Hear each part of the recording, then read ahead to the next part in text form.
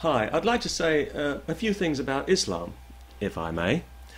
Now, here in the UK, religion was always pretty dormant until Muslims came along and started burning books and passing death sentences and generally demanding special treatment for no good reason.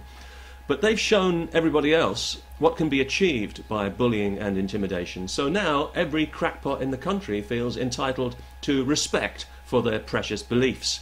Beliefs often lifted wholesale from the ramblings of some ancient desert nomad with a psychological disorder. It does seem quite ironic to me that the very people who have clearly made no attempt to think for themselves are always the most vocal in demanding respect for their ideas. But some Muslims go further than this and claim that they are being victimized in British society. But I don't really believe that's true. I do think a lot of people are getting fed up with hearing about Muslims all the time, and they wish that Muslims would just shut up and get on with their lives instead of constantly bellyaching about nothing, but that's not the same as being victimized. But because we live in a liberal democracy and therefore have certain double standards to maintain, any criticism of Islam or of Muslims always draws the immediate accusation of Islamophobia, a dishonest word which seeks to portray legitimate comment as some kind of hate crime, when the truth is that Islam has a chip on its shoulder the size of a mosque, and it looks to take offence at every opportunity. Some Muslims, it seems, are almost permanently offended about something or other, and yet you never hear a peep out of any of these people when some young Muslim girl is murdered for bringing dishonour upon her insane family. Suddenly, everyone's looking at the floor then. They keep telling us that Islam is a religion of peace, but all the evidence points to a religion of war. Its holy book urges Muslims to conquer the world and subjugate everyone to the rule of God. If Islam had its way, elections would become a thing of the past, and the rest of us would be living in the past for the foreseeable future. And some people are very keen to bring this situation about, especially the loud-mouthed, rabble-rousing Islamic clerics who we always hear praising the suicide bombers as glorious martyrs. And yet, curiously, you never hear about any of these enthusiasts blowing themselves up for the glory of God. They're always very keen to delegate that particular honour.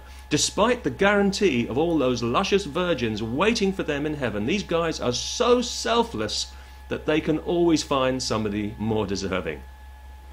Now, of course, the whole 72 virgins scenario has become something of a comedy staple, and with good reason. But it does have one serious problem, and that is that the virgins are likely to be good, wholesome Islamic virgins because there won't be any infidel riffraff in heaven. So, presumably they'll have brothers and cousins and uncles who are all determined to defend their honour by killing anyone who makes eye contact with them. They haven't really thought this whole thing through, it seems to me. For this, they blow themselves up. Wouldn't it be easier just to get an inflatable woman and blow her up? And then if one of your friends happens to glance at her with lustful eyes, why, you can simply stone her to death and get another one, in the usual way. Also, I think Muslim women in Britain who cover their faces are mentally ill. Now, I realise that in some parts of the world women don't actually have any choice in this matter, governed as they are by primitive pigs whose only achievement in life is to be born with a penis in one hand and a Quran in the other. But it just seems to me that if God had intended you to cover your face, then in his wisdom he would have provided you with a flap of skin for the purpose. Of course, if it gave you any sexual pleasure, it would have to be removed. That goes without saying. But I don't want to be too hard on Islam here, for two reasons. Firstly, because I don't want to be murdered by some hysterical, self-righteous, carpet-chewing, book-burning muppet with shit for brains.